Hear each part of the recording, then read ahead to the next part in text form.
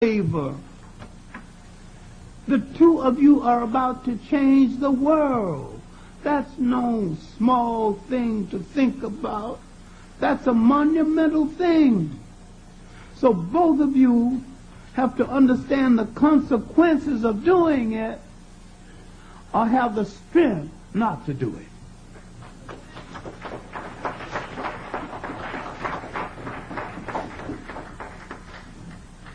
But you have been programmed into a society where walking away from this sacred responsibility becomes a casual thing. What the women did not like, that I pointed out that the rape of black teenagers along the shores of Africa, in the slave castles, on the boats, on the plantation, was the beginning of widespread black teenage pregnancy. I also pointed out that there are 3 million people in the world called Eurasians, half Asian, half white. There's not 10 marriages between whites and Eurasians.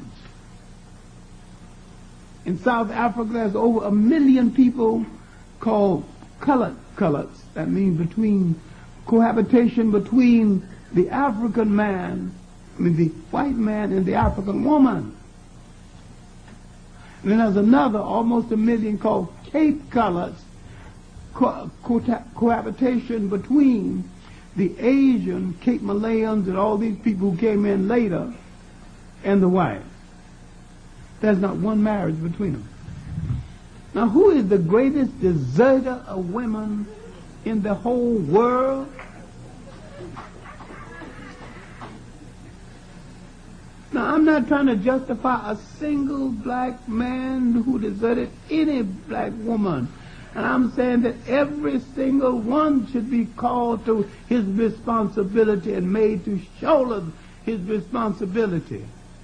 But look at the historical origins of how this thing started, with the remaking of his mind, with the remaking of the condition where he had no security, where he must rise each day and literally beg for the right to live to the end of the day, where he does not inherit a job normally. He doesn't get his bread normally. He literally engaged in a form of protracted begging. And your begging for one day don't carry over to the next day. The next day, another form of begging, another form of asking for permission to live to the end of the next day. And the next day it starts all over again. Look at what it is doing to his spirit. Look what it is doing to his very soul, the very dignity. Then he goes on the weekend and worships the white god.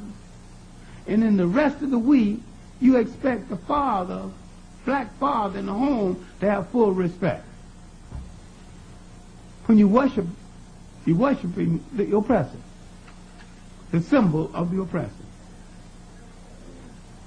Now, what the Zulu people tried to do is to preserve the concept of African sovereignty, the African nation state. Now, the Zulus did not start in South Africa or Southern Africa. Nearly every African in Africa came from another part of Africa. And the one thing we need to study in order to understand any portion of Africa are the migrations within Africa. The Zulus once lived along the coast of Southern Africa, of Eastern Africa, before they were called Zulus. It was a group called the Ngunu. There's an Ngunu group inside of the Zulus to this day. We meet these groups in a book by an Arab writer The book's called Gems of Travel and Meadows of Gold or something.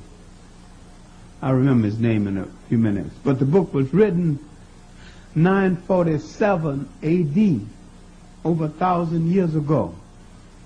And he encountered that group. They were living in East Africa then. But I'll tell you something about certain African groups. Not just the Zulus. The Kan has the same trait. The Musi has the same trait. Anytime they are faced with a force they can't deal with, they pack up and move some other place. Can't fight it? Get out of the way. Here's a group come now antagonistic, want to bother with your land, want to bother with your cattle, want to bother with your money, with your women. All right, let's go find another home. Africa's so big, you know, you can walk 10 miles away and find another country. Ain't nobody a country that's free for you to take if you want to, because there ain't nobody there. The Zulus, when Islam hit that coast, began to move inland. Then they moved inland until they moved into the Congo Basin. Now the Congo Basin got crowded with other groups moving out of the way of Islam. See, everybody trying to purify Islam quite forget the damage it did. People trying to move out of the way of the Islamic slave trade.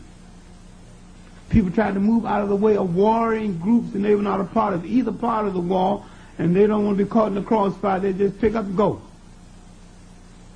The African is a natural nomad. That don't mean he didn't build cities, but he'll move in a minute, you know, and go build a city some other place. So now the Zulus moved inland, and when the inland became crowded with herds and people with their flocks and cattle and sheep and goats, not for war purposes, not for any disagreement with anybody. They were living with a magnificent people, the people of the Congo, the Bashongo people, one of the finest people in all of Congo. The Bashongo or the Kuba people. The Kuba people didn't say go. Nobody said go. They didn't see the space they needed. So they wanted more space, and they began to move. Not only the Zulus, but other groups began to move down into the open land mass further to the south. The group with the preface Ama to their name moved closer to the coast. And then the Zulus were referred to as Amazulu, follower of Zulu. The first great leader was named Zulu. They took his name. The other groups with the preface Ba to their name, we can find these groups still there. The Bamangweta, Bambokatsis, the Borolongs, they veered inland. Now the home of the great B group is now Botswana. There was a group called Botswanas, that the third wave of the B group. The Borolongs went further into Central Africa. Later they would have a good relationship with they would join the Zulus, many of them as officers in the Zulu army. All right, now they settled. The Zulus settling along the coast around Natal, the coastal part of southern Africa. Further to the south, in the tip of South Africa, near the Cape, it's another people that had been there all along. They'd been there so long, no one could remember, and they're not too clear on it. These are people called the Koshon. Koshon Sand people. If you meet them, you say, what's your name? Koshon. If you talk about his language, he said koshon koshon. If you're talking about the two of them, they said koshon sen, S-E-N, koshon sen. If you're talking to a sen, he said sen koshon. Like two vaudevillians arguing over a building. Who gets the first name on the marquee? But if you talk to a koshon, he said that they are the seniors, the sen people are the juniors. Talk to sen, he said that he's the senior, the koshons are the juniors. Now this don't start any fight, but some of the best jokes you've ever heard between them is about who's the senior and who's the junior. See, good-natured kidding that white people make fights out of, the Africans make good jokes out of and good relationships out of. You even dance around.